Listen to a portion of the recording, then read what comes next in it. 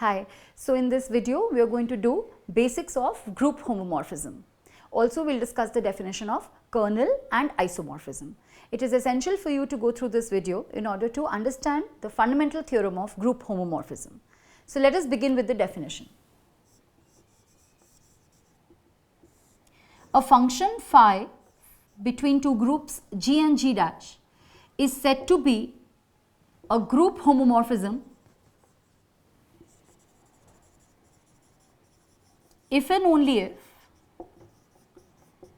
phi applied to xy, where x and y are arbitrary elements of G, give us the same answer as phi x, phi y, and this happens for all x and y coming from G. Let's visualize it using a diagram.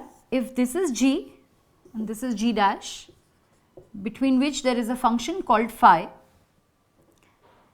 and you take two elements, say x and y here, then we know that since G is a group, if x is here, y is here, then there is an element called xy also inside.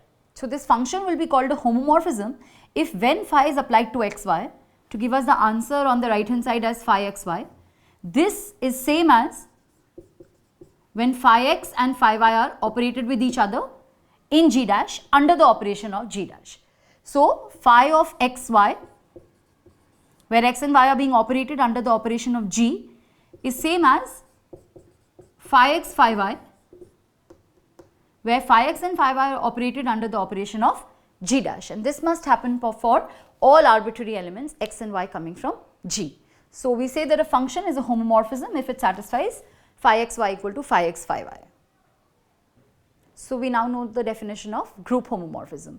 Let us show a very important result which says that under a homomorphism, identity is always mapped to identity. That means if we denote E as the identity element of say G and E dash as the identity element of G dash, then we have to show that if phi is a homomorphism, then phi of E will give us E dash. How do we show this? So let us consider the left hand side. Phi of E, we know we can write phi E as, we can write E as E operated with E because E is the identity element. Again, phi is a homomorphism. So using the definition, we can write this as phi E, phi E. So in a sense, we have got phi E equal to phi E operated with phi E. You know, all this is happening in the group G dash. So phi E can be written as E dash times phi E. So we have got E dash phi E equal to phi E, phi E. Clearly from here, because G dash is also a group, using right cancellation law, we get that phi of E is E dash. So if phi is a homomorphism, then identity of G has to always be mapped to identity of G dash. So now we have another important definition, that of kernel of a homomorphism.